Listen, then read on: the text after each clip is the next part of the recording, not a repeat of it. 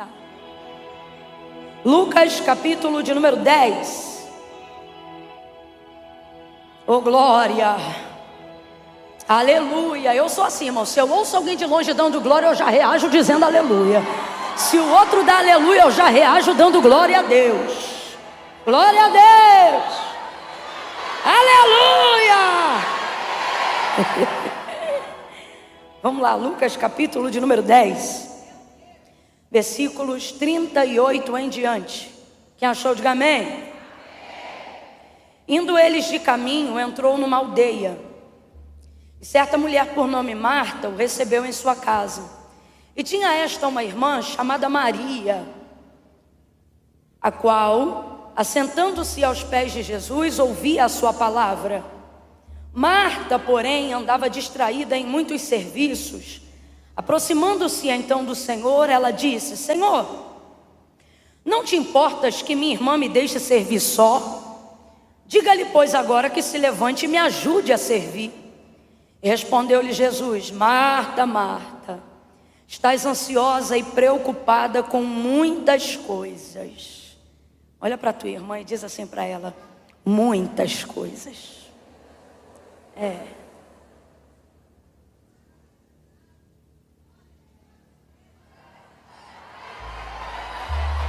Fala assim para ela, eu não sou má pessoa. É que eu tenho muitas coisas. Fala assim para ela, eu não sou preguiçosa. Eu não sou murmuradora. É que eu tenho tanta coisa. Fala assim para ela, eu não sou reclamona. Eu só estou exausta, estou cansada. Fala assim para ela, se eu te contar como é que foi meu dia ontem. Fala para ela, você chora. Continua. Respondeu-lhe Jesus: Marta, Marta, estás ansiosa, preocupada com muitas coisas, mas uma só é necessária. Você sabe que as versões gregas que mais se aproximam do que a gente chama de textos originais traduzem também da seguinte maneira: pouca coisa. Pouca coisa. E nesse aqui Jesus está dizendo, uma só é necessária. E Maria escolheu a boa parte, a qual não lhe será tirada. É para falar a verdade, tá?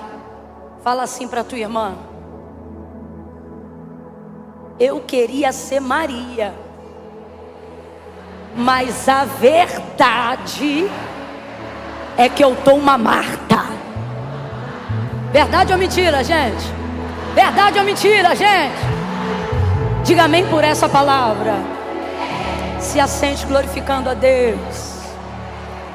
Vocês aí no cantinho, Deus abençoe. Glória a Deus. Aleluia. Aleluia. Aleluia. Talvez eu até frustre alguém aqui nessa noite, alguém que talvez tenha gerado uma expectativa muito elevada. E às vezes, se a gente não vigiar, essa expectativa ela até corrompe um pouco da fidelidade do pregador à mensagem que Deus confiou. Porque você fica querendo corresponder, sabe? Essa revelação grandiosa, o suprimento dessa expectativa. E eu estava ali sendo confrontada pelo Espírito Santo de Deus, porque eu, na tentativa humana de corresponder a essa expectativa, o que é impossível, irmão, porque o único que é capaz de corresponder de fato e de verdade uma expectativa do coração humano é Deus, porque só Ele sabe do que a gente precisa. Mas a nossa vaidade humana muitas vezes nos leva ao erro. E eu ali, confrontada pelo Espírito Santo, querendo pregar uma outra mensagem no Evangelho de Jesus, segundo escreveu João, no capítulo de número 19. E eu poderia trazer uma mensagem tão mais profunda, sabe? Sabe aquelas mensagens que a gente... Meu Deus, meu Deus. Aquela mensagem performática, carregada de conhecimento, de estudo, de um compêndio criterioso de informações. Uau, olha como conhece, como estudou, como sabe, como prega.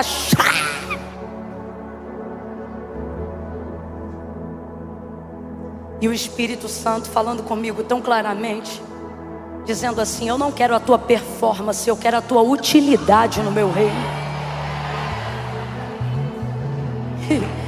E eu disse: uau, que forte.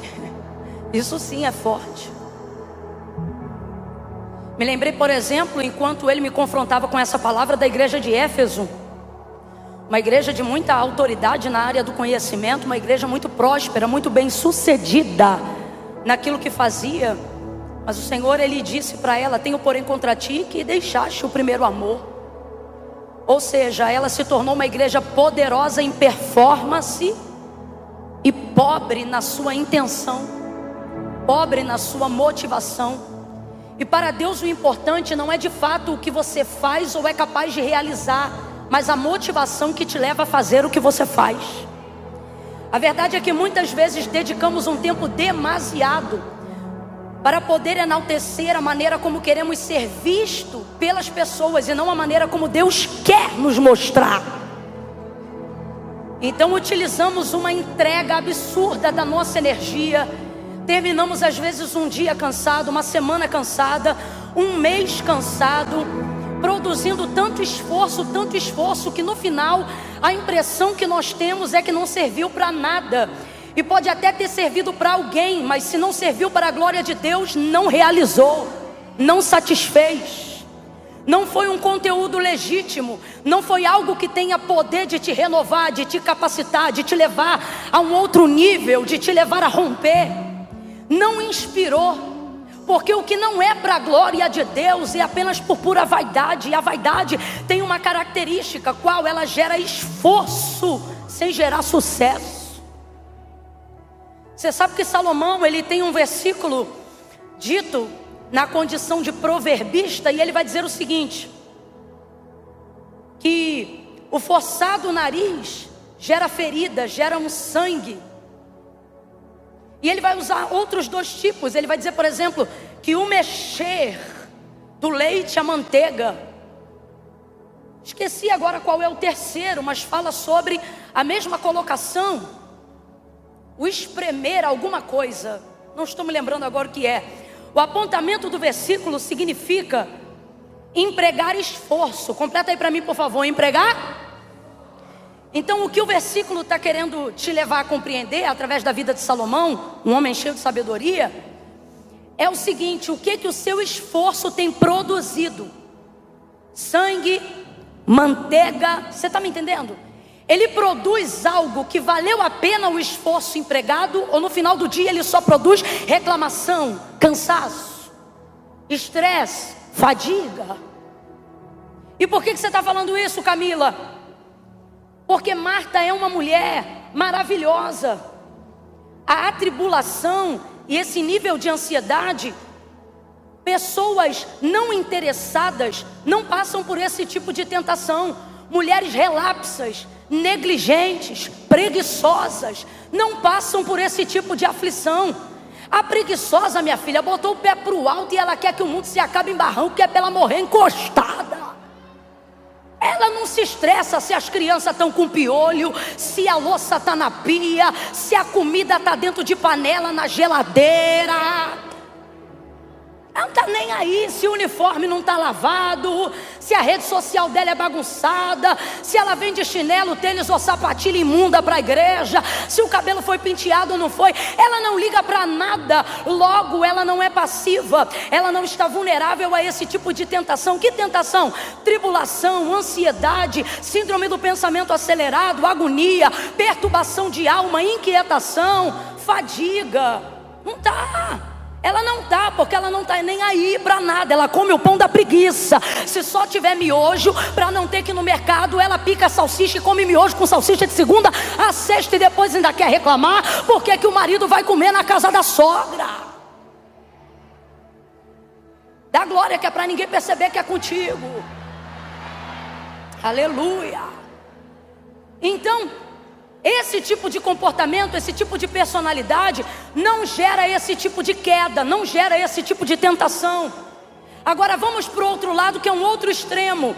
Mulheres muito boas no que fazem, mulheres capazes de fazer o que fazem, mulheres bem-sucedidas naquilo que fazem, também estão vulneráveis a um tipo de tentação muito elevada. Qual? Começar fazendo com a motivação correta e terminar fazendo com a motivação errada. Existem padrões de santidade ou padrões de santificação cuja única motivação não é se aproximar de Deus, é arrotar a santidade, é se tornar orgulhosa daquilo que se faz. Pessoas que são tão boas naquilo que fazem, que se tornam egocentristas naquilo que estão fazendo, centralizadoras naquilo que estão fazendo, não deixam mais ninguém fazer aquilo que elas fazem, porque ninguém faz como ela faz. Vai gerando sentimento de independência, de autossuficiência, de isolamento, de ser tão boa no que faz.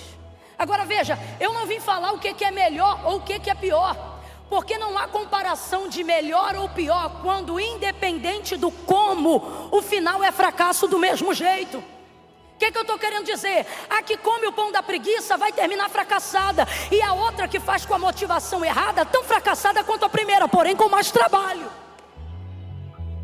Quem está entendendo até aqui, diga amém.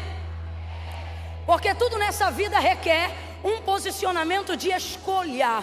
Você precisa fazer uma escolha. A maioria de nós começa muito bem e termina com um status muito bom, desenvolvendo uma boa performance, mas completamente distante da motivação que agradava a Deus. E por que eu estou falando isso? Porque no caso de Marta, Marta não é a primeira categoria de mulher que eu coloquei, ela é a segunda. Ela é uma mulher empenhada, ela é uma mulher que faz bem aquilo que ela faz e ela tem segurança naquilo que faz. Você vai perceber que Jesus era amigo de Lázaro, mas o convite para ser recebido naquela casa foi feito por Marta, porque a autoridade está na mão do cabeça, mas o governo da casa está na mão da mulher. Vou falar rasgado que é para todo mundo entender, é mais ou menos assim, ó. O homem, ele pode até chamar em casa quem ele quiser, mas se ele é sábio, ele pergunta para a mulher se pode levar. Por quê? Porque a casa é dele, mas ninguém cozinha feijão igual ela. A casa é dele, mas para ter uma mesa bem posta, é bom que tenha a concordância dela. Quando o homem chama em casa alguém que a mulher não queria que ele chamasse, ou num horário que não deveria, pode ter certeza, é muito possível que essa pessoa que foi convidada pelo outro tenha uma das piores recepções da sua vida. Principalmente se ela não estiver em casa. Você só vai ver a foto dos sacos de pão aberto, da mesma faca que entrou no requeijão é a mesma da manteiga. E no final você nem estava lá, mas vai ficar constrangida. Meu Deus, como é que você recebe fulano assim? Marta recebe Jesus em casa com toda a propriedade. Na última vez que eu tive a oportunidade de estar aqui, falamos a diferença sobre deixar entrar e receber. Marta é da segunda categoria, daquela que recebe, que quer mesa. Marta, quando recebe, ela lava pé. Marta, quando recebe, ela quer saber que tem comida para todo mundo. E não é fácil estar no lugar de Marta, não. Por que não, Camila? Porque Jesus não andava sozinho. Quando ele não estava com ninguém, ele já tinha 12 a tiracolo. Imagina 12 homens no horário do café da manhã ou do almoço chegando assim na sua casa. Imagine que você convidou um e de repente chega a 12. Agora imagine que com os 12 chega também aqueles que são atraídos pela pessoa de Jesus. E Jesus não manda ninguém embora, é Ele mesmo que diz: aquele que vem a mim, de maneira nenhuma eu lanço fora. Ele não manda embora, não. Agora eu não sei a quantidade de homens famintos que estão entrando na casa de Marta, Maria e Lázaro. Então Marta começa a ficar ansiosa e fadigada, cansada. Eu acredito que ela está tendo que se envolver numa logística maior do que ela imaginava. Talvez ela pensou que o ensino seria uma coisa mais intimista para a aldeia. Só que de acordo com o relato de Lucas, o texto diz que por onde Jesus passava fluía uma multidão de pessoas. Então é gente para tudo que é lado, é gente na janela, é gente na porta, é gente no tapete, é gente perto da cozinha, é gente no vaso da latrina, é gente para tudo que é lado, e ela sozinha cuidando de tudo. Só que Maria, quando vê Jesus, o texto diz: e quedava-se. O texto mais próximo no grego significa isso, quedava-se. O que é isso? Ela não mediu nada, ela foi direto aos pés de Jesus. Ela não quis saber de nada. Ela aproveitou uma oportunidade única, que ela sabe que jamais havia tido antes e não sabia se ia ter de novo depois. Poder ouvir um ensinamento de um mestre, na primeira pessoa, aos pés de Jesus. Rapidamente, depressa, abra comigo a boca e diga: depressa. Diga assim: rápido. Fala, diga: rápido. Rapidamente, ela vai aos pés de Jesus e se assenta como uma pedra. E ninguém tira ela dali. E Marta, tadinha, igual uma formiguinha para lá e para cá. Mulheres úteis são mais passivas de serem estressadas, mais vulneráveis de ficarem destemperadas. Pergunte para a maravilhosa, que levantou hoje com a casa arrumada, café já posto, cabelo escovado, drenagem em dia, escolheu a paleta, veio para o culto de carro, com o motorista dirigindo. Rapaz, ela está preparada para adorar a Deus nesse culto. Eu não estou dizendo que ela não tem problema, eu só estou dizendo que ela teve mais condições de preparo para ficar aqui de boa. Agora pega a irmã da escala da limpeza que chegou aqui antes de todo mundo, vai embora depois de todo mundo, já teve que falar com 4 sem noção, 6 sem cabeça, 2 destemperadas. Pega a irmã da cantina que está trabalhando com a barriga perto do tacho para poder fritar uma coxinha, para poder desenvolver uma pipoca para ajudar no reino. Fala com o porteiro ou com aquela que está dando uma ajuda, um apoio no estacionamento para poder trazer as pessoas para cá. Dá uma olhada e vai ver como é que está o cabelo dela, vai ver como é que está a vida dela. Pergunta como é que foi o dia dela. Não pergunta não. E você vai compreender o porquê que às vezes você dá uma paz do Senhor e ela diz: amém, entra. Ela não é ruim, ela só está cansada, porque a gente ruim não trabalha. Gente ruim não se voluntaria, gente ruim não convida, gente ruim não serve. Eu vim pregar para as emocionadas. Eu não vim dar respaldo a Marta, porque Deus não deu. Jesus deu respaldo para Maria. Mas eu preciso lembrar que para Maria ter a oportunidade de ouvir uma palavra que ela nunca ouviu e receber o que ela nunca recebeu, ela precisou de uma Marta para convidar Jesus. E quem é Marta? Marta é uma emocionada, não parece, porque ela está ocupada com o trabalho, mas Marta é uma emocionada. Eu ousaria dizer que muito provavelmente Marta é uma sanguínea, colérica. Por que, Camila? Porque é aquela pessoa que toma decisões a princípio por emoção e só depois vai pensar na logística. Agora, o reino de Deus não é constituído por cálculos, mas por fé. E fé tem a ver com decidir primeiro e saber como é que vai fazer depois. E Marta é dessas. Olha para quem está do teu lado e diz: não fala de Marta não. Não fala de Marta não. Quem fala de Marta é Jesus. Ninguém pode falar de Marta não, porque se ele entrou na casa foi porque ela chamou. É sanguínea? Possivelmente. Colérica? Talvez. Estressada? Também. Mas no final o que ela quer? Servir todo mundo e deixar Jesus ser rei. Servir todo mundo e deixar Jesus ensinar o povo. Agora, assim como a maioria de nós que estamos aqui, não é a intenção que nos leva ao erro, é o método que a gente utiliza para fazer o que queria. A intenção dela é boa, é a melhor de todas. Sem ela, muito possivelmente ninguém estaria desfrutando daquele ambiente inédito, novo, maravilhoso. Imagine o que é receber Jesus em pessoa em casa, gente.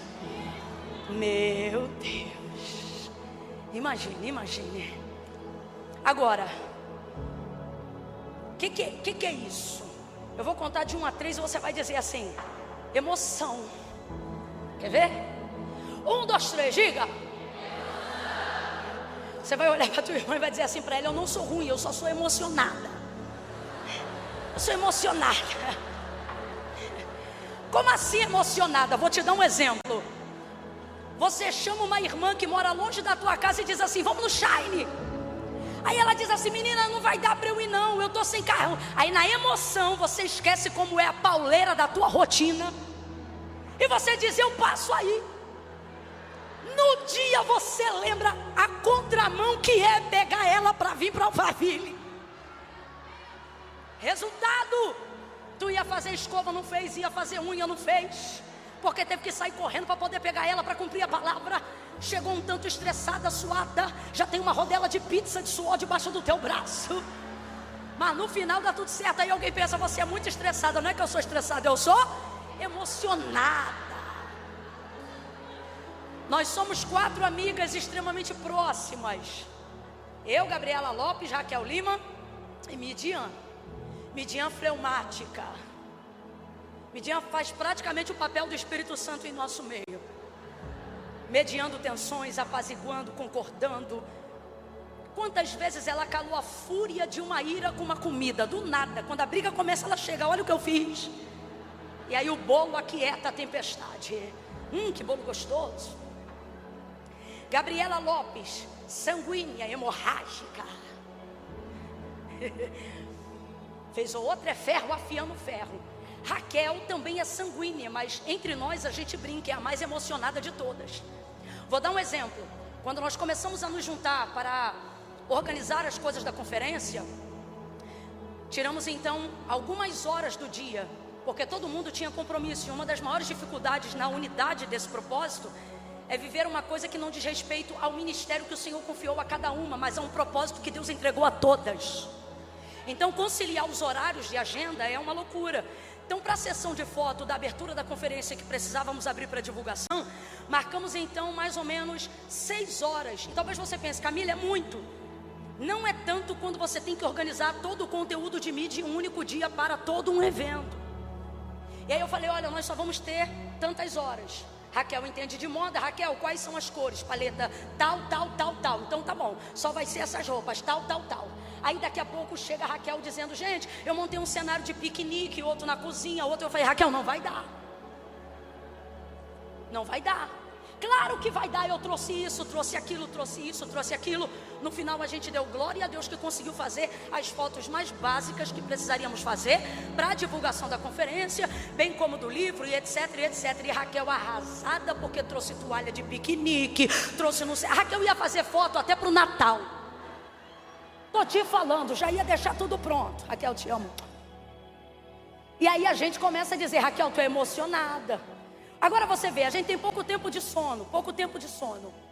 Então quando a gente calha de estar junto no mesmo evento, sobretudo hospedadas no mesmo hotel, a gente já começa a tramar na emoção o que a gente vai fazer. Na emoção a gente começa no grupo de WhatsApp: vamos na beira da praia, vamos tomar café em tal lugar, vamos acordar mais cedo, vamos dormir mais tarde, vamos ficar no quarto da fulana, Irmão, quando a gente chega, aí a gente termina dizendo por emoção. Emoção era o que a gente queria fazer, mas o planejamento não dava. Volta para Marta e você vai entender de novo quando eu digo que isso é emoção. Agora veja, usando o exemplo das minhas amigas que eu usei aqui, só para facilitar a compreensão do que eu quero dizer, a Raquel é a mais emocionada, mas é a que mais coloca na gente impulso para conseguir realizar as coisas que a gente quer realizar, mesmo quando a logística não cabe. Por quê? Porque o reino de Deus é tomado à força. Então se você não tiver alguém que te inspira, alguém que viaja na maionese, vai faltar o esforço necessário para fazer a obra necessária. Agora, junto com esse esforço, vão vir uma série de distrações, muitas coisas para atrapalhar você de acertar o alvo. A intenção de Marta foi a melhor de todas. Sem ela o caminho não teria sido tão bem preparado para que Jesus entrasse naquela casa e pudesse ensinar tantas pessoas, curar tantas pessoas, abençoar tantas pessoas, anunciar o reino de Deus para tantas pessoas. Só que quando ele chegou, a logística que envolvia aquilo mexeu com a cabeça de Marta. E Marta agora vai cometer um equívoco, um erro. Eu disse Eu disse um erro que a maioria daqueles que querem servir a Deus e o seu reino bem, também tendem a cometer. E eu quero falar uma coisa antes de falar que erro é esse. Primeiro, um erro não deixa de ser um erro só porque é cometido sinceramente. Então não cometa erros baseado em boas intenções, porque um erro, guarde isso, se você não gravar nada mais do que eu vou falar daqui para frente, essa palavra é o suficiente para salvar a tua vida. Um erro não deixa de ser um erro só porque foi cometido honestamente. A consequência dele vai vir. E qual foi o erro de Marta? Começou a se preocupar mais com a performance da sua recepção do que com o entendimento de que Jesus ali era detentor de sua atenção e de sua prioridade máxima. Maria não, Maria entendeu isso na hora, foi direto aos pés. Agora, olha isso. Marta vai se valer do direito de ter tido a honra do convite e a aceitação do convite. Logo, naquele dia, ela é a pessoa que está mais próxima de Jesus. Quem está entendendo, diga amém. E nessa proximidade de Jesus, ao ver o comportamento de Maria, ela não vai suportar dar conta daquela demanda sozinha. Estressada, ansiosa, distraída, cansada, ela vai se aproximar de Jesus. E aproximando-se de Jesus, vai inquiri-lo: Senhor, tu não te importa, em outras versões, tu não se incomoda que a minha irmã me deixe servir só? A pergunta que ela faz é retórica. O que é isso? Ela não está fazendo uma pergunta porque ela quer uma resposta. Ela está fazendo uma pergunta porque ela quer levar Jesus a fazer o que ela quer. Isso é grave. Eu disse que isso é. Nunca use sua proximidade com Jesus para obrigá-lo a fazer o que você quer. Não chame ele de Senhor por protocolo, se você não está disposta a ser uma serva obediente. Eu vou falar de novo: não chame ele de Senhor por protocolo, se você não está disposta a ser uma serva obediente. Não faça para ele uma pergunta da qual você não está esperando receber uma resposta, mas você está querendo usar de persuasão humana para que ele faça aquilo que você quer. Não se comporte como serva e fale como senhora. Há uma incoerência muito grande nisso. Eu vou falar rasgado que é para todo mundo entender. Tem gente que está usando da intimidade, do relacionamento que desenvolveu ao longo dos anos com Deus, com Cristo, para achar que pode obrigá-lo a fazer o que você quer. Você está achando que teu jejum bota Deus na parede?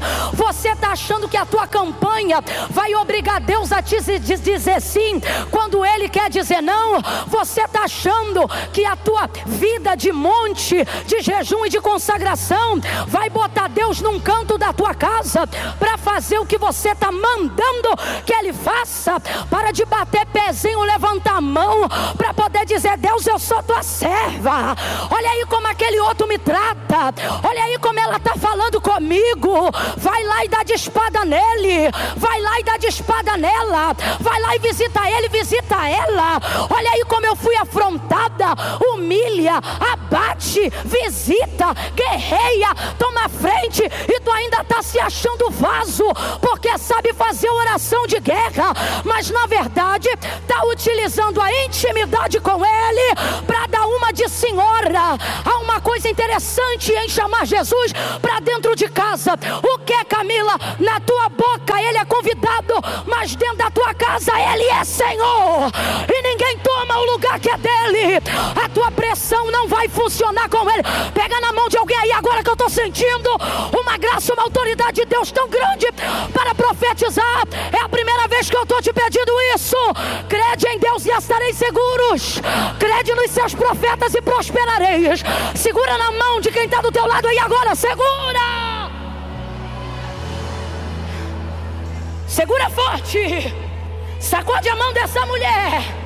Sacode a mão dessa mulher e diga assim para ela: você atribula teu marido, atribula teu filho, até o teu chefe, mas a Jesus ninguém atribula. Teu jejum não bota Deus na parede, tua campanha não humilha Deus. Se coloque no seu lugar e deixe Ele governar. Deixe Ele ser o Senhor da tua casa. Deixe Ele ser o Senhor da tua vida. Contenha-se.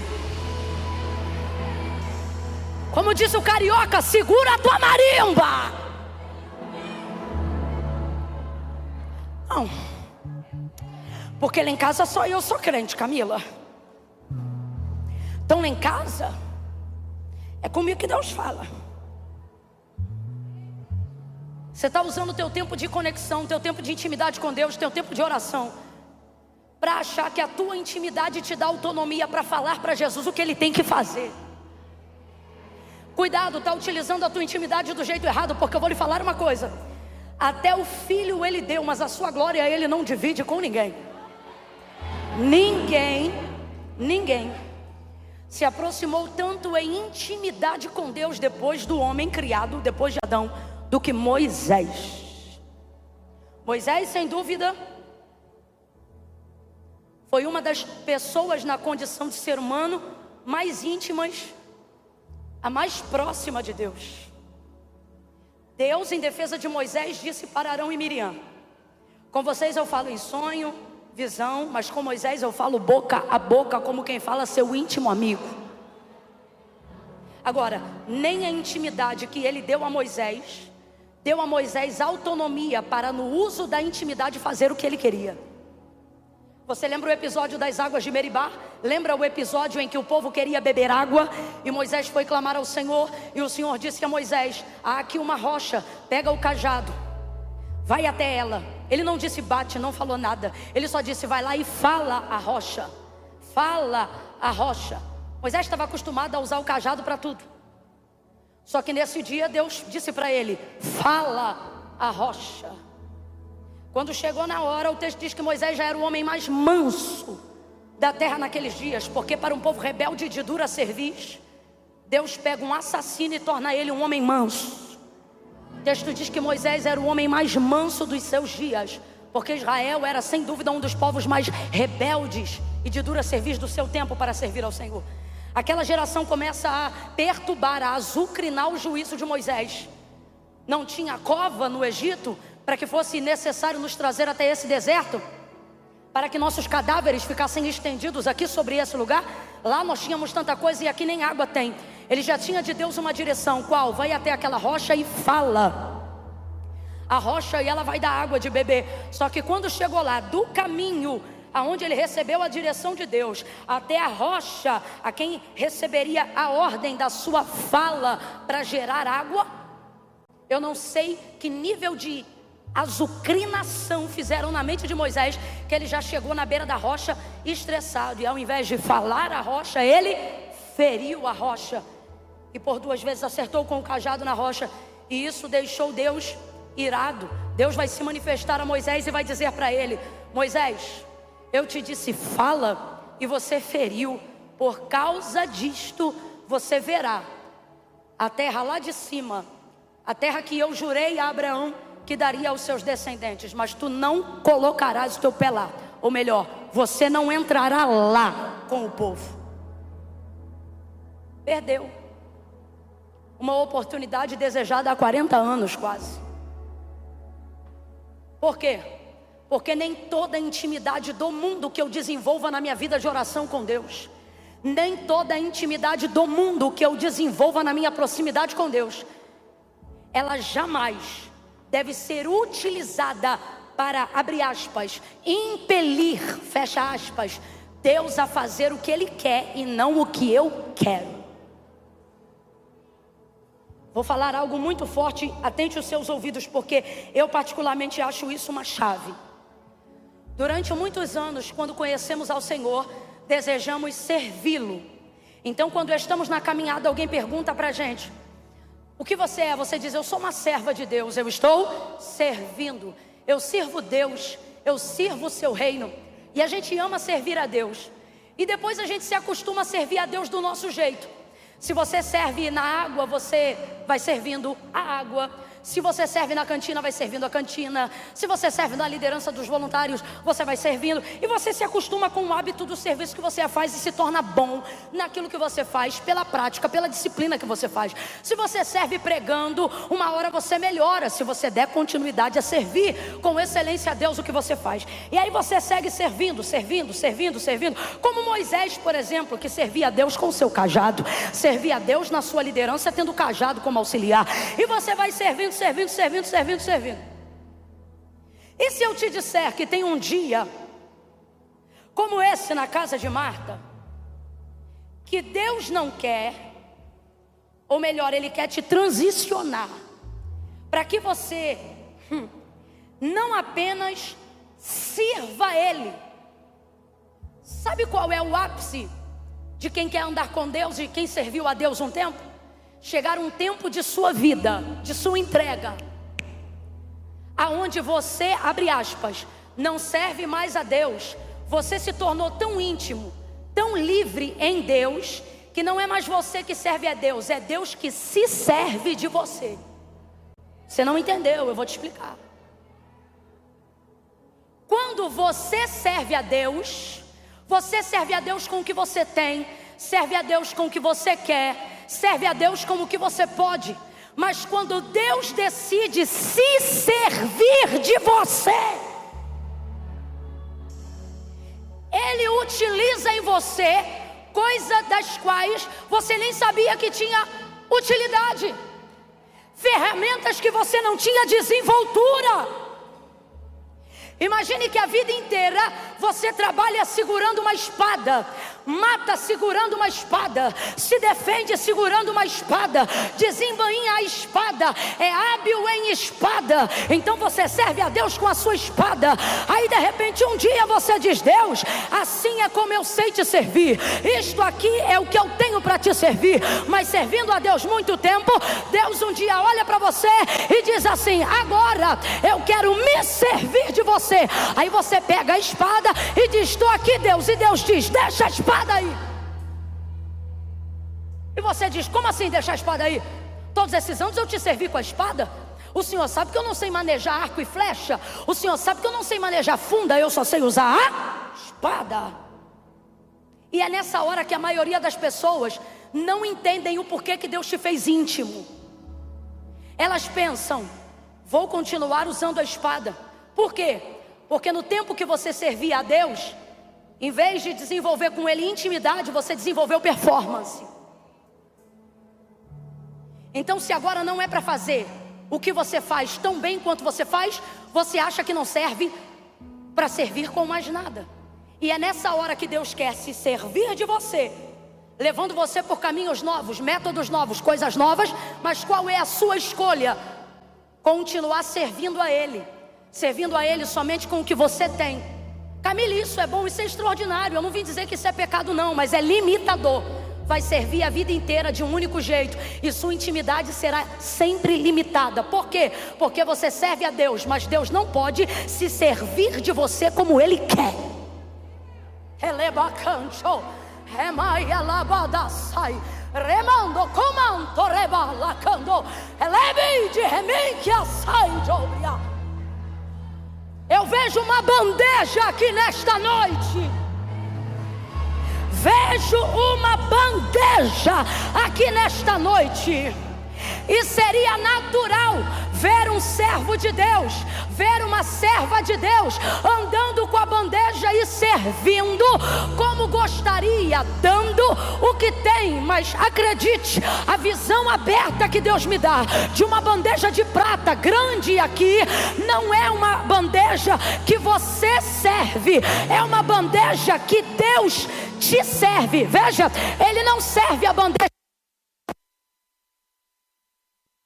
Esse ano comigo, você não vai segurar a bandeja, e também também não vai receber do que a bandeja tem a oferecer. Por quê? Porque você estará na bandeja. Deus é vai de calamanchorrécia. Alguém está entendendo o que é que Deus está falando aqui? Deus está dizendo: você está estressada, está distraída, está ansiosa, está fadigada, porque você acha que só pode fazer isso que você faz, e que ninguém faz bem isso que você faz. Sua vida se tornou virar especialista no que você faz, e para Deus você quer apresentar currículo de experiência. Só que Deus te trouxe hoje aqui para dizer: o que te cansa não é a minha obra, o que te cansa é a performance que você tem que desenvolver para dizer que fez com excelência para mim. Mas se fosse para mim de verdade, você não só me serviria, mas deixaria eu me servir de você como eu desejo, independente das suas capacidades, independente das suas habilidades. Alguém está alcançando o que Deus está falando aqui?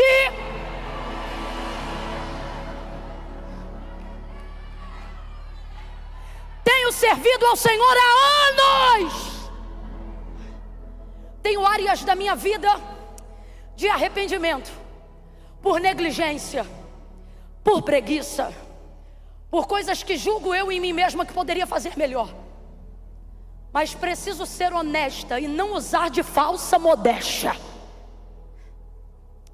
Isso que estou fazendo aqui hoje, servindo ao ministério da palavra, isso nunca fiz pela metade. Nem no dia que fui caco, nem no dia que fui pó, nem no meu pior dia. Nunca. Já ministrei em dias onde eu pensei, enquanto eu ministrava, se o Senhor não entrar agora, eu morro nesse púlpito.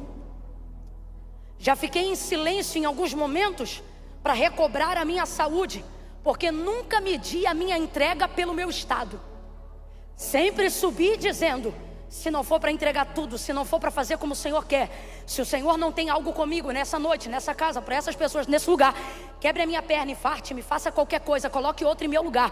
Não me deixe subir aqui para usurpar o tempo que as pessoas dedicam para ti. Não permita com que esse pecado seja acrescentado diante de tantos outros que eu já preciso administrar. Então isso aqui particularmente não é uma coisa da qual eu preciso gerir arrependimentos na entrega. Porém, durante todos os anos é o que eu faço. Procuro me especializar no que eu faço. E o Senhor vai polindo a flecha que Ele usa para que ela acerte o alvo. Vai amolando o machado para que ele arrebente com mais facilidade a árvore. E aí, depois de tanto tempo servindo dessa forma, você começa a crescer. Sua plataforma começa a crescer, seu reconhecimento começa a crescer, e você começa a entender que precisa melhorar, precisa se aprimorar. E eu vou falar rasgado que é para todo mundo entender. A verdade é que depois de um tempo, se você não tiver o Espírito Santo como termômetro e como aferidor das suas intenções, você se verá servindo a você mesmo, dizendo que está servindo a Deus, mas na verdade está servindo o teu nome, está servindo o teu ministério, está servindo o teu status, está servindo a plataforma que o ministério que Deus te confiou construiu. E no final do dia você só vai ficar cansado. Eu sei do que eu estou falando, mas eu também conheço a outra parte, a parte do Deus que chega e diz assim: olha, o que você fez bem, a sua entrega eu recebi, mas que tal transicionar comigo? Que tal o coração, as mãos de Marta continuarem a ser mãos de Marta, mas agora terem um coração como o de Maria? O que tal? E eu digo: Deus, como é que eu vou fazer isso? E Ele diz: até aqui você me serviu, mas agora eu quero me servir de você. E eu digo: Deus, como é que é isso? Ele diz: para mim você entrega o que eu te dei, para mim você entrega o que você sabe fazer, mas agora não vai ser mais assim. Agora o que eu estou te perguntando é: Posso pegar de você o que eu quiser, até o que você acha que não é boa, até o que você acha que não presta, até o que você acha que não tem autoridade e habilidade. Deus está dizendo: posso pegar a sua voz para cantar um hino, mesmo sabendo que você não é cantora. Posso pegar a tua boca para colocar a tua voz numa caixa de som em praça pública e fazer uma oração a Deus. Mas eu acho que esse não é meu chamado.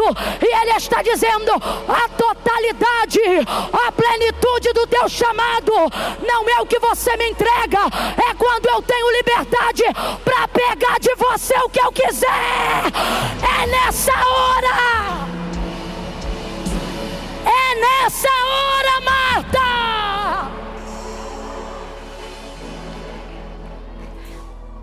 Ninguém lava a louça como você, Marta. Ninguém cuida da casa como você, Marta. Ninguém é boa na gerência dessa empresa como você, Marta. Eu sei que o que você está fazendo sobre a justificativa de que é por mim. E não é que é ruim o que você está fazendo, mas o que você está fazendo está gerando em você esse sentimento, porque a verdade é que no caminho você está fazendo isso porque não quer que ninguém saia falando mal da tua casa. A verdade da verdade é que no caminho você só está fazendo o que está fazendo, como está fazendo, porque não quer que ninguém saia reclamando que não comeu. Quem aqui já administrou uma festa que não desfrutou da festa, para ter certeza que todo mundo estava comendo na festa, para que ninguém... Aí você diz: não, é porque eu quero que todo mundo saia satisfeito. Mentira, é porque você não quer que ninguém saia falando mal, dizendo que não comeu na festa que você administrou. Quem está entendendo, diga amém.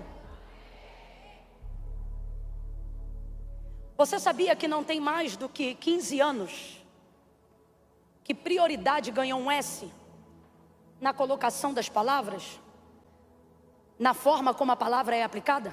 Prioridade se refere a algo que é único. Vamos lá? Prioridade se refere a algo que é?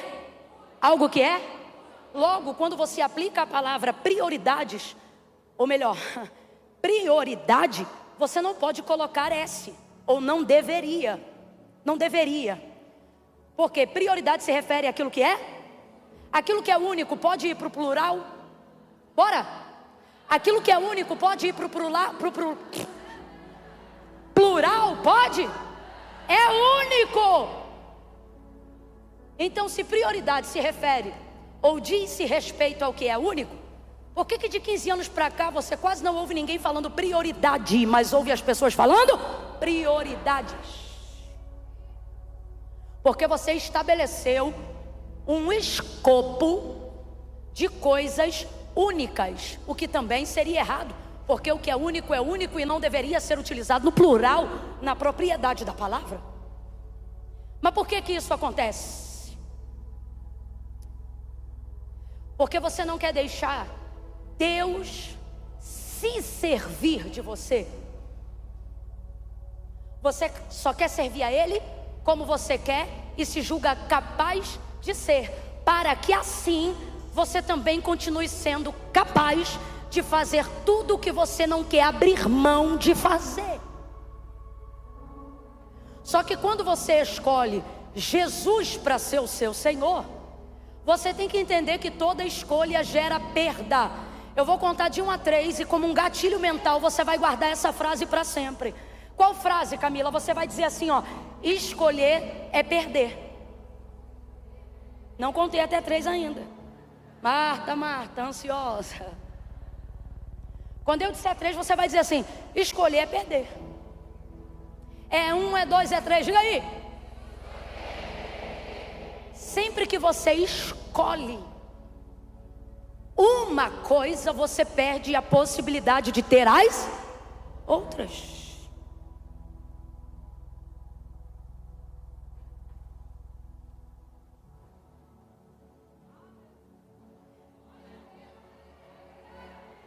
Já parou para pensar em João 15? Não fostes vós que escolhestes a mim, mas eu? Sabe o que ele está dizendo? Eu tinha outras opções, mas eu escolhi você. Você não é uma combinação aleatória de fatos. Você é e foi uma escolha. Escolha. Deus está dizendo: eu escolhi você, o mínimo que você pode fazer é me escolher. Não como uma opção entre tantas outras, ou a falta de opção, perdão, mas como a escolha que você decidiu ter. E uma vez que você escolheu Jesus, você tem que entender uma coisa, que não é fácil de falar, menos ainda de ouvir, mas eu vou ter que dizer. Para Deus é assim, ó. Ou você dá para Ele o primeiro lugar, ou Ele não se senta em nenhum outro. Não tem como você dizer assim, ó: não, Deus é o Senhor da minha vida, mas sua vida está repartida em setores, aonde esses setores disputam o lugar de Deus. E Deus está dizendo: você está pensando que eu vou ocupar o segundo lugar, o terceiro lugar? Você está pensando que eu vou me satisfazer com 80%? 50%, 90%, 98%? Não. Ele está dizendo: ou você me coloca num lugar único, ou eu não caibo em outro lugar. Marta, você está cansada por causa de muitas coisas, mas você tem que entender que quando eu chego, eu sou a única com a qual você deveria se ocupar. Olha para cá. Todas essas coisas não só te ocupam, como te preocupam. Jesus não te preocupa, Ele só te ocupa. Ele te trouxe hoje aqui para dizer: o que te cansa não é meu ministério, o que te cansa não é a minha obra, o que te cansa não é meu reino. Meu reino não te preocupa, meu reino só te ocupa. Mas você quer continuar amarrado em 1 milhão de coisas, porque no final você tirou Jesus do único lugar que Ele deveria estar, e está colocando Ele para competir com todos os outros.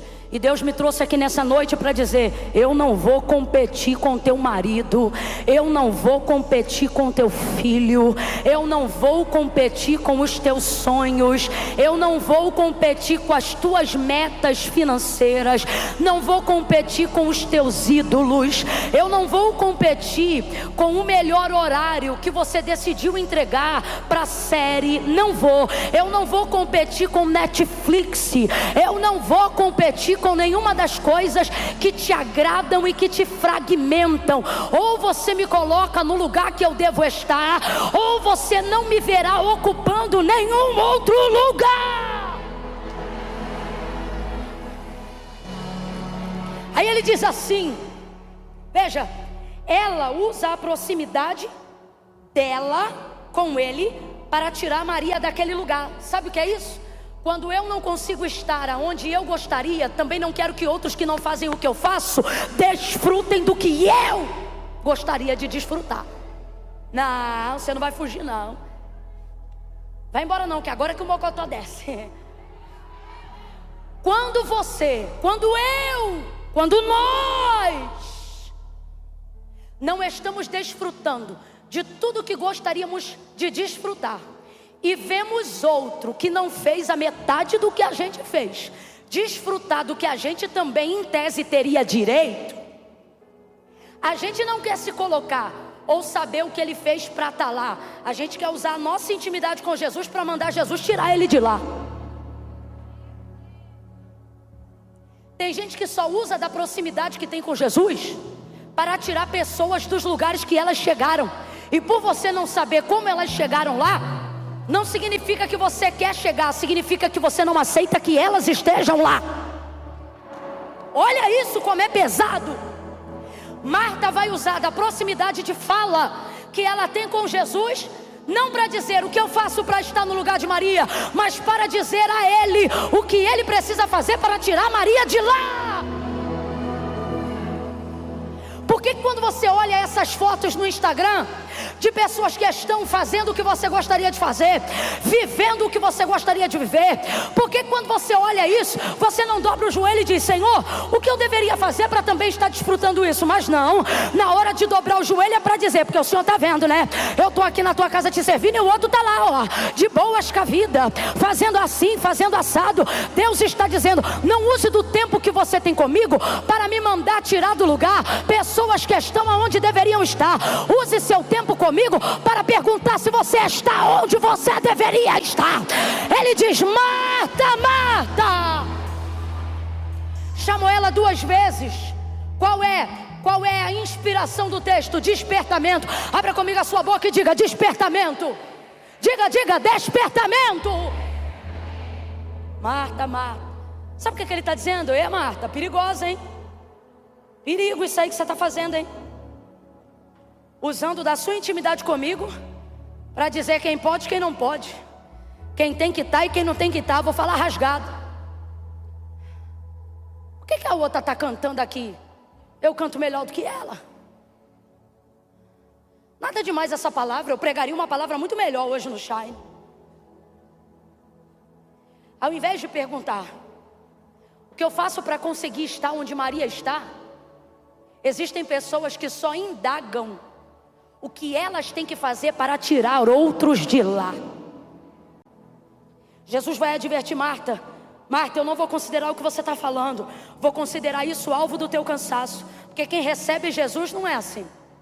E você me recebeu, estou parafraseando para você entender.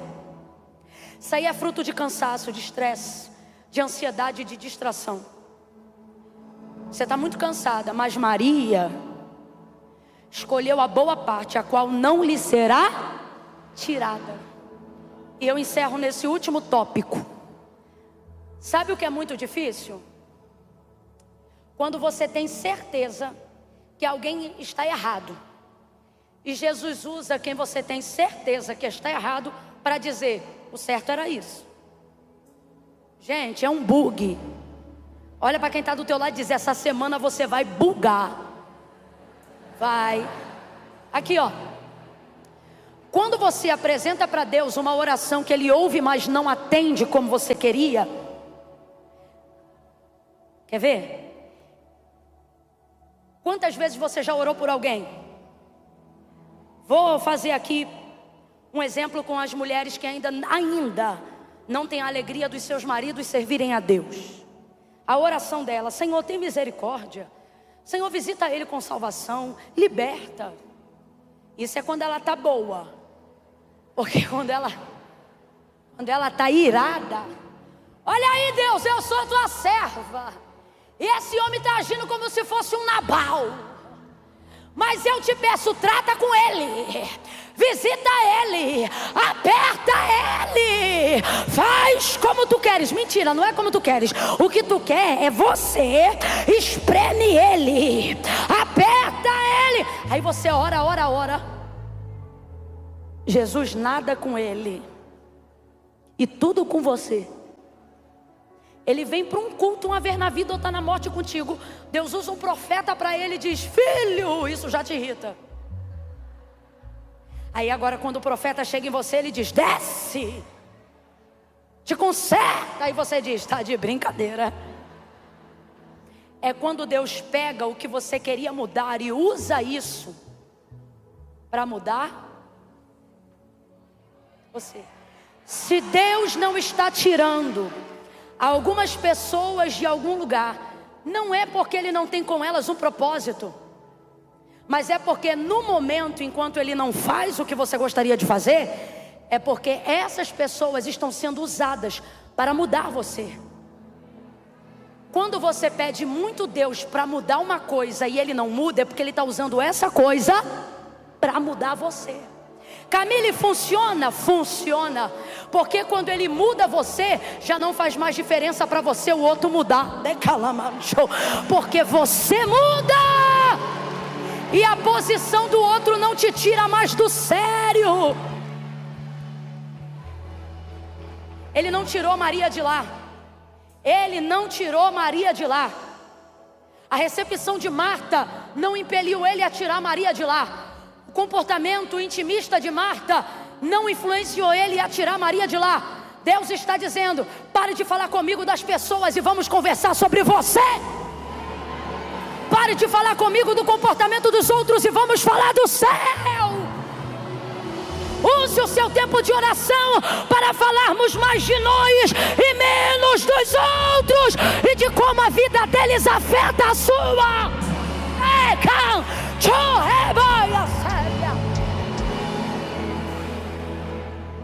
Por que Maria está tirando tua paz? Por que a vida do outro é o tema do teu almoço?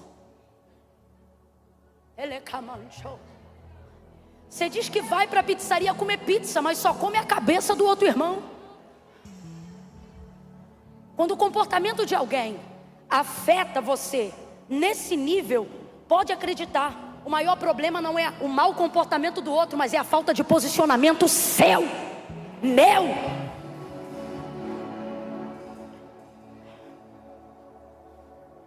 Maria ficou ali e recebeu a boa parte, a qual não foi tirada. Deus nos trouxe hoje aqui para dizer: quando o assunto for manicure, pedicure, quando o assunto for cabeleireiro, quando o assunto for lavar primeiro louça ou depois banheiro, quando o assunto for fazer investimento em tal área, em outra área, tudo isso você organiza do jeito que você achar melhor. Agora, quando o assunto for eu, diz o Senhor, você não organiza nada, você se organiza para me receber, se organiza para me dar atenção, se organiza para me servir. No segundo encontro e na segunda vez que Jesus entrou na casa de Marta e Maria, Marta continuava servindo, mas agora não reclamando mais. Por quê? Porque agora ela aprendeu a servir com o coração de Maria. Suas mãos apenas reproduzem a motivação do seu coração, que é qual? Estar com Cristo. Agora não é mais performance. Agora eu não estou fazendo para ser vista, para ser lembrada. Agora eu estou fazendo porque eu quero te servir. E Maria também continua ouvindo a palavra, mas agora ela também serve, se prostra. Então uma foi aprendendo com a outra. Tem um livro que eu confesso que eu ainda não li, mas eu amo o tema dele. Diz assim, ó: como ter um coração de Maria num mundo de Marta. É bem a realidade da nossa vida. O mundo quer que você seja Marta, mas Deus te chamou para ser Maria. E isso tem a ver com a entrega do seu coração. Deus me confiou essa palavra para hoje porque Ele diz assim: diga para elas que eu não quero ter que ir embora da onde ela quis me receber, mas que se ela continuar me desprezando, eu vou sair pelo mesmo lugar que eu entrei, pela porta do coração dela. Eu vou falar como Deus falou comigo hoje quando eu orei no hotel. A única maneira de você demonstrar que Deus ainda é a prioridade máxima da sua vida é dando a Ele tempo de oração. O restante é falácia. Ah, Camila, mas eu quero manifestar Deus em toda a minha forma de viver. Isso nem é conversa, isso é uma realidade. Isso tem que ser assim, independente de qualquer coisa. Agora, de que maneira eu torno tangível o amor que eu digo ter por Deus? A prioridade que eu digo que é de Deus? Entregando para Ele tempo de qualidade através da oração e da leitura da palavra. Vamos falar a verdade?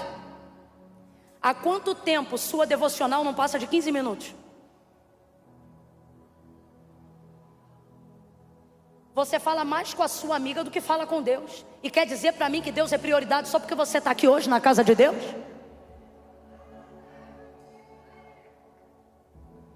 A espada que corta aí, irmão, corta aqui também. Eu não conseguiria falar dela aí se ela não tivesse me arrebentado aqui também. Só que o que Deus está dizendo é que nenhuma pregação performática, nenhum culto, por mais apoteótico que seja, tem o poder de substituir o tempo individual que nós sabemos que deveríamos estar dedicando para Deus.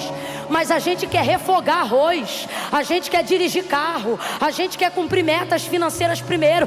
Aí depois vem para um culto como esse, vamos falar a verdade, a gente já não sabe se chora de presença de Deus ou de culpa pelo constrangimento de continuar sendo amado, mesmo quando a gente reconhece que só tem negligenciado a sua presença.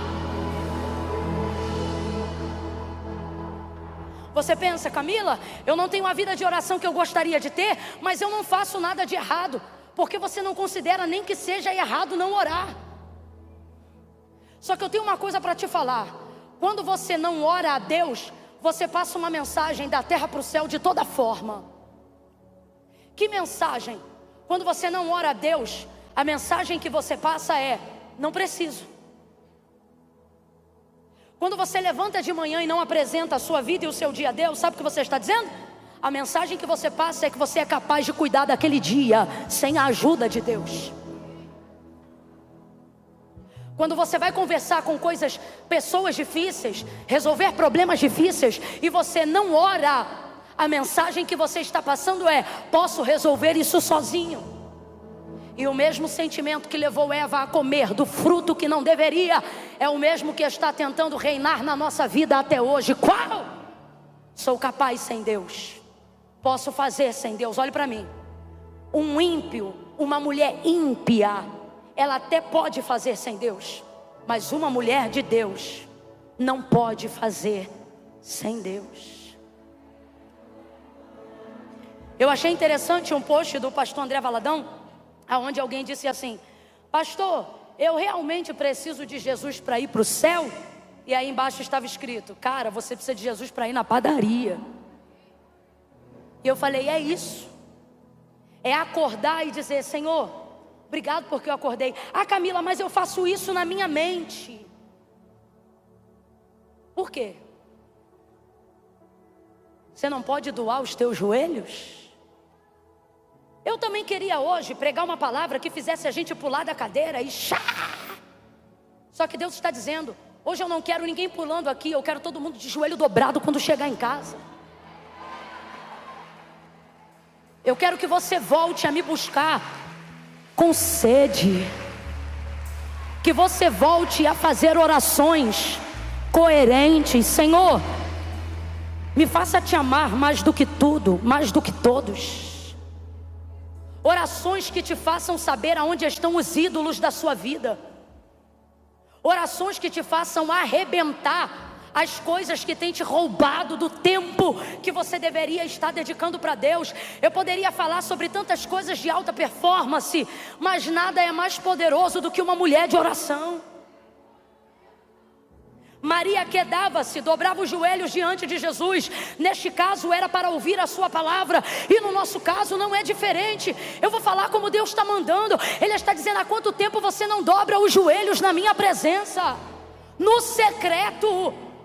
Quanto tempo o alarme do seu telefone não faz uma campanha de oração? Madrugada nunca mais. E você quer meter esse caô, e me desculpe a expressão carioca, mas você quer meter essa palavra dizendo: ah, não tem sacrifício. Ah, é a graça. Exatamente, a graça me habilita, me legitima a entrar com ousadia e a usufruir de um relacionamento que só a minha oração. Não é a oração do pastor, não é a oração do pregador, não é a oração da irmã do círculo de oração. Existem lugares dos quais só a sua oração pode entrar, mas a roupa, a casa, o marido, os bens, os negócios, os filhos, o dinheiro está roubando o tempo do único Deus verdadeiro. E Ele me trouxe hoje aqui para te sacudir com um alerta. Ele está dizendo: a frieza é espiritual.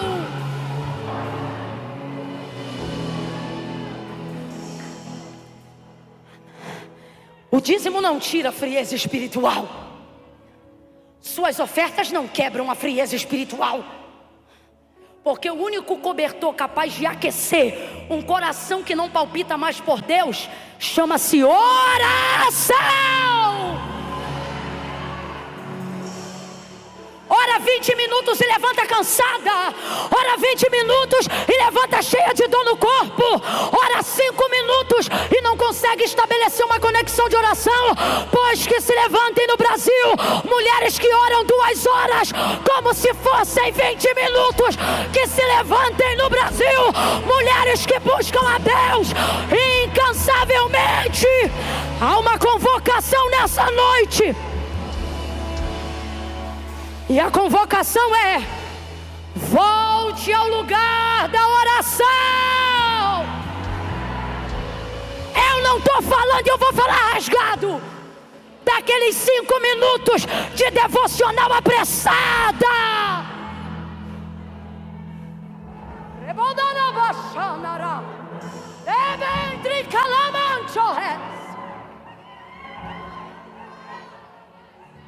O chamado é individual, mas a oração é um dever de todos. O ministério de intercessão só existe por causa de uma incompetência da maioria, que decidiu setorizar o que é a obrigação de uma igreja inteira. Ora sem cessar. Mas não! Queremos botar no grupo das irmãs piedosas, como se nossas ofertas pudessem comprar o tempo delas com Deus. Por amor da nossa vida, Jesus morreu na cruz do Calvário, e ao invés de acessarmos diretamente, estamos terceirizando um privilégio, porque temos considerado ele um fardo e não uma honra.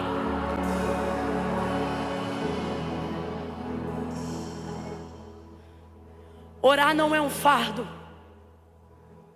Orar é um privilégio.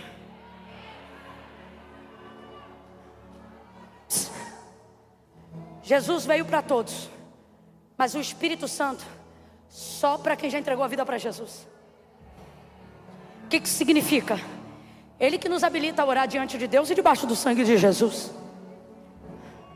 O único que de fato tem um cargo de intercessor é Ele. O restante deveria colar com Ele, mas não. Vamos subsidiar um grupo para fazer isso por nós. Vamos presentear um grupo para fazer isso por nós. Mulheres cansadas carregando o peso do Brasil sozinhas, e no final do culto você quer dizer para mim que nós somos irmãs? Que raio de irmã é essa que coloca o peso de uma nação no ombro de um grupo de pessoas, quando a nação inteira poderia levar uma fatia? Mas porque não queremos assumir o compromisso da oração? Por quê? Porque começamos a achar que isso é ministério individual. Aonde está isso na Bíblia? Fala para mim aí, que eu não encontrei não. Palavra é ministério, mesa é ministério, oração é obrigação de todo aquele que se chama por cristão. Oração mirrada, vida mirrada. Oração fraca, vida fraca. Hoje você já tem boa parte ou quase tudo do que gostaria. Então explique para mim por que há tanto sentimento de frustração envolvido na sua alma. Será que não é porque isso não é sobre coisas que a sua performance conquistou, mas sobre um lugar de oração que você abandonou? Porque eu me lembro aqui pelo Espírito de dias onde você tinha bem menos do que tem, e era bem mais do que hoje é.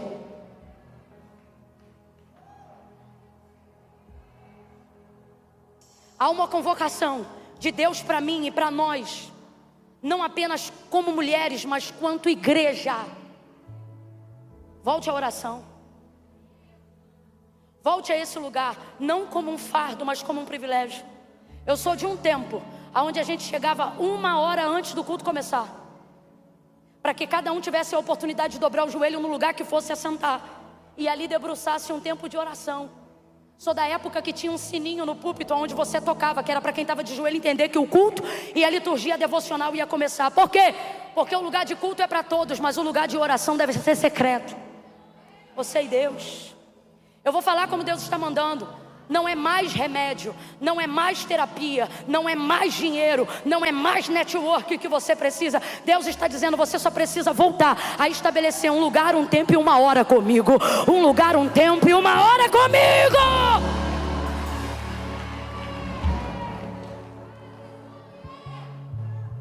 Eu vou ser honesta. Estava ali sentada e eu nunca fiz isso, sobretudo aqui.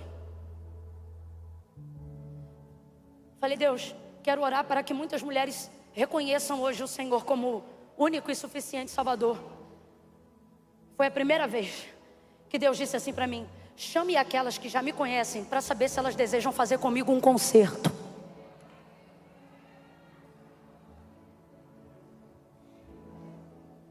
Eu tenho uma oração muito específica para quem entrou hoje aqui, ouviu essa palavra e cansou de ser Marta, Lucas 10, e quer ser Maria, porque está vendo que louça vai ter todo dia, roupa vai ter toda hora, contrato, trabalho, problema toda semana, mas seu lugar com Deus tem que ser insubstituível. Sentada como nós estamos, por favor, não fiquem todas de pé. As que já estão de pé lá atrás, eu vou ter um procedimento com vocês também. Vai ser assim. Quero fazer uma oração.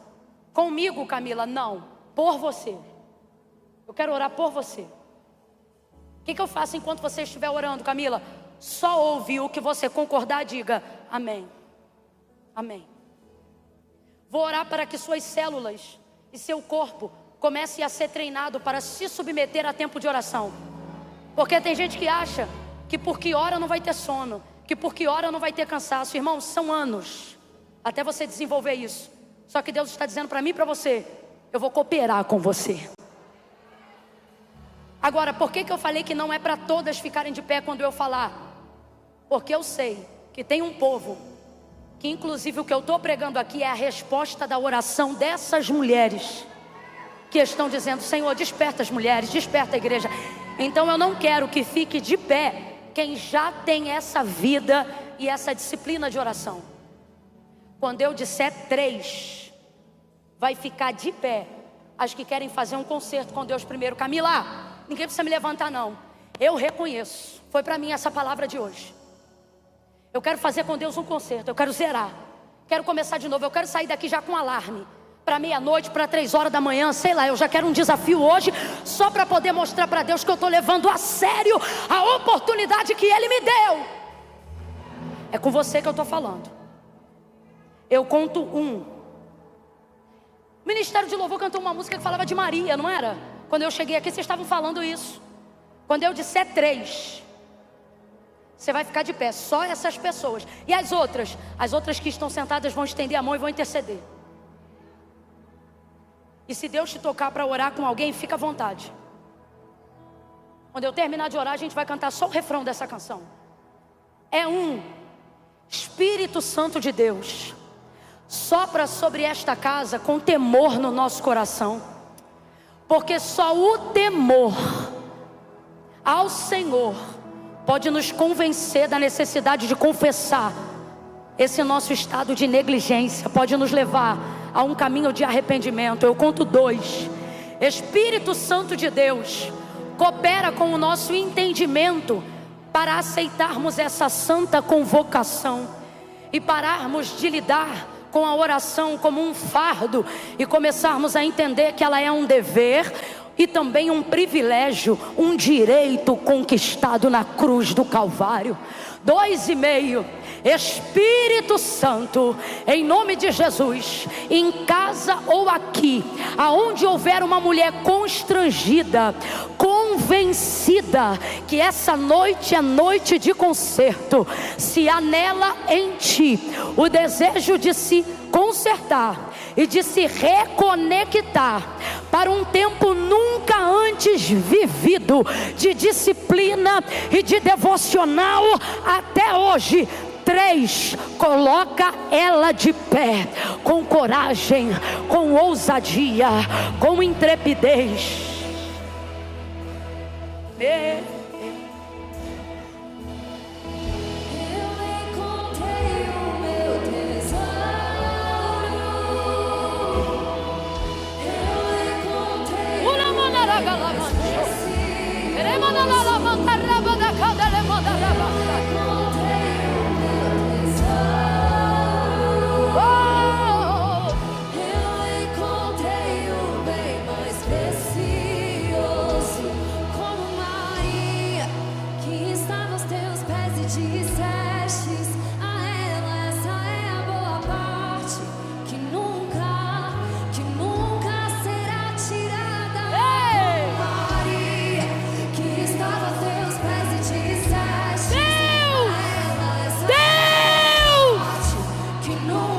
De volta, chama pelo nome. Maria, que estava aos teus pés e dissestes a ela, essa é a boa parte, que a dor não te tire desse lugar, que o luto não te tire desse lugar, que a depressão não te tire desse lugar, que a tristeza não te tire desse lugar, que esse lugar seja um lugar aonde você esteja, até quando não tiver palavra nenhuma para falar, somente quando as lágrimas se derramarem, mesmo quando somente elas sejam tudo o que você tiver para apresentar para Deus, que você nunca mais abandone ou negligencie o encontro diário com o teu Senhor neste lugar, mesmo quando não houver em você força para organizar uma oração, ou nem mesmo lágrimas para regar o lugar de oração com Deus, que ainda assim você esteja ali, e Ele verá que você veio, Ele verá que você insistiu, Ele verá que você não abriu mão dEle, Ele verá que você confia no amor dEle, e neste tempo, por mais difícil que tudo pareça, Ele vai guardar o que você tem, Ele vai proteger o que você tem, Ele vai se comprometer com aquilo que você tem, Ele vai guardar o que leva teu nome, Ele vai proteger o teu coração. E assim como Jó, ainda que você esteja no seu pior momento espiritual, no seu pior momento emocional, no seu pior físico, haverá em ti forças para dizer: eu sei que o meu Redentor vive, e que Ele se levantará sobre a terra, Ele se levantará sobre a tua vida espiritual, Ele se levantará sobre a tua vida emocional, Ele se levantará sobre a tua saúde, Ele se levantará contra toda a frieza que tem tentado te roubar dEle, contra toda a dor, toda a negligência que tem tentado te tirar da presença dEle. Vamos lá, comprometa-se aí agora, comprometa-se. Comece a pedir ao Senhor: Senhor, eu quero essa nova chance, eu vou procurar esse lugar hoje mesmo.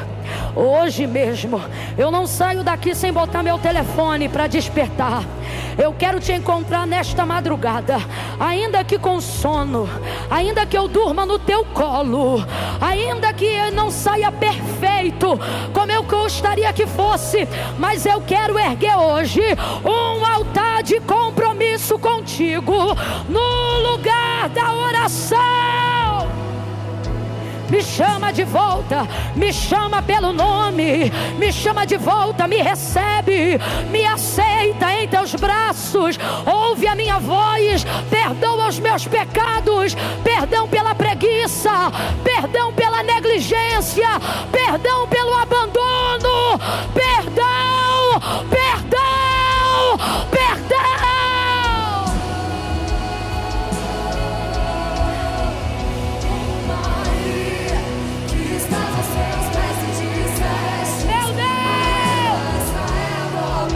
Fale com Ele, fale com Ele, em nome de Jesus. Como Maria,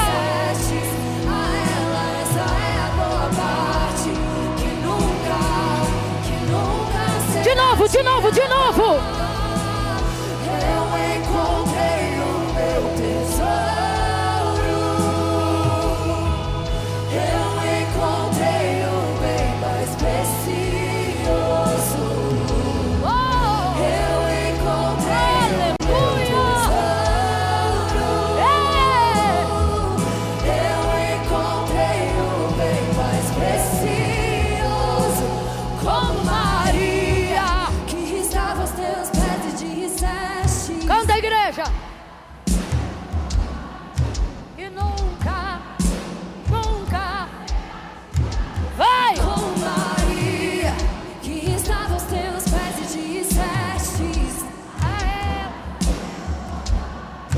que nunca será. Só as tirada. vozes. Como Maria.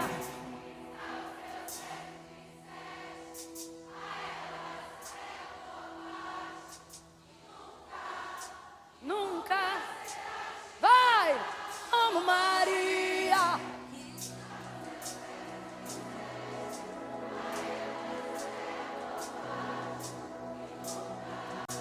Nunca. Oh, aleluia.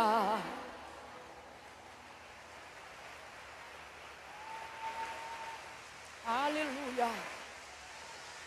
De pé, de pé, de pé, irmão. O reino do céu é tomado à força. O reino do céu é tomado à força. Eu vou te mandar a real. Reino de Deus não se conquista com sentimento. É no peito, é na raça. É driblando o cansaço. É burlando o sono. É dizendo vou para cima. É pela fé. Não fica pensando que vai descer uma unção, que vai te chamar pelo nome de madrugada, que você vai dobrar joelho e a oração vai vir. Não é assim não. É remando.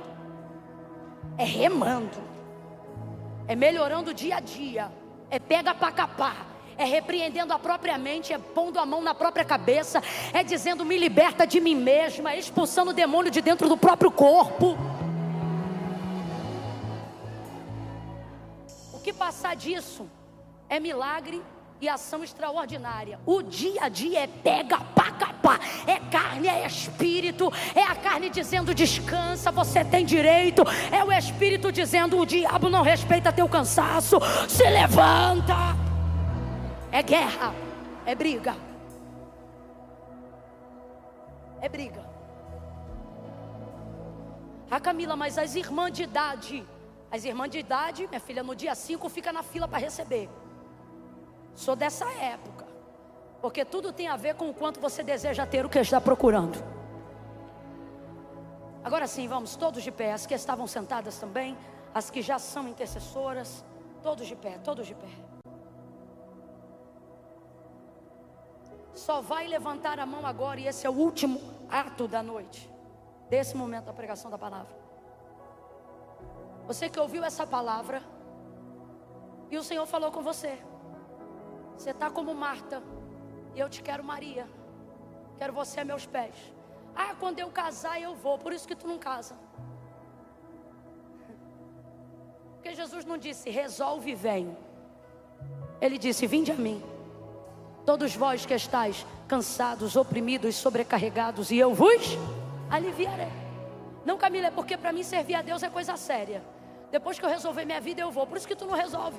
Porque foi o próprio Jesus que disse: ora, sem mim nada podeis fazer. Então assim, você tem que entregar, você tem que vir.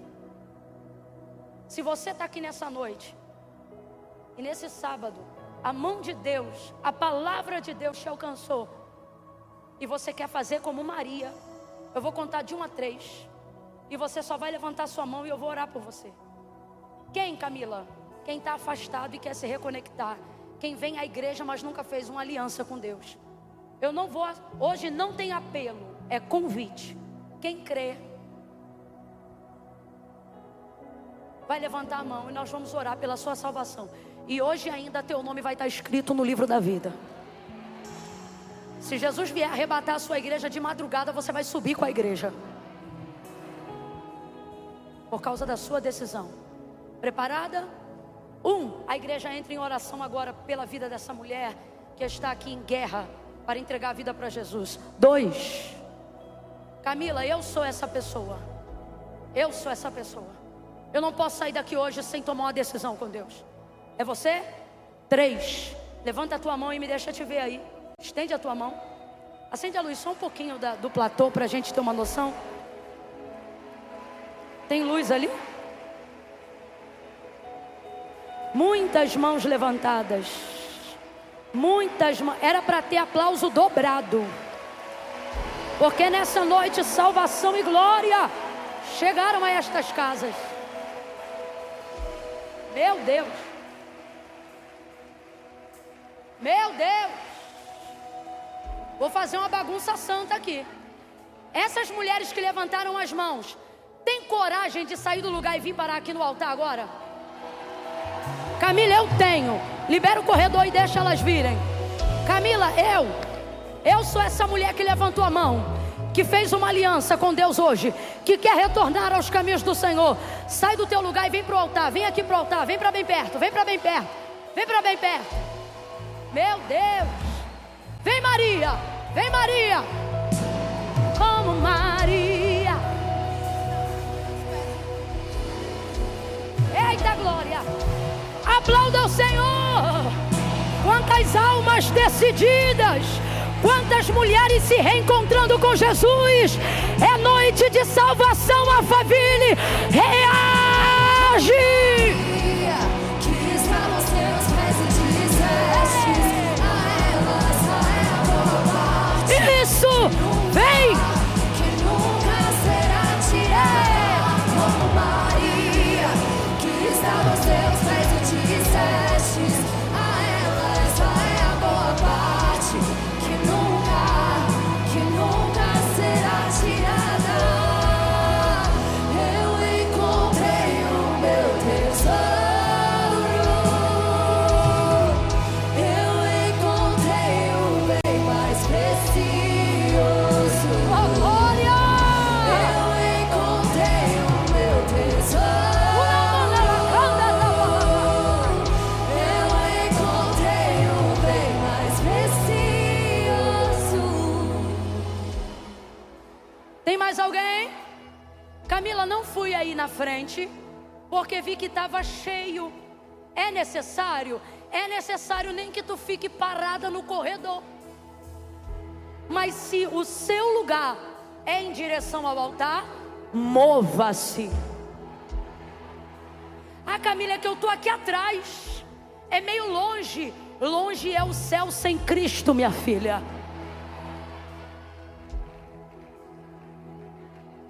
Oh, aleluia. Isso, venha.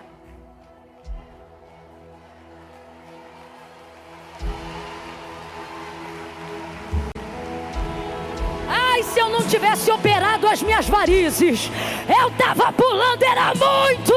Porque salvação e glória, um exército de mulheres está sendo erguido em São Paulo para impactar o Brasil.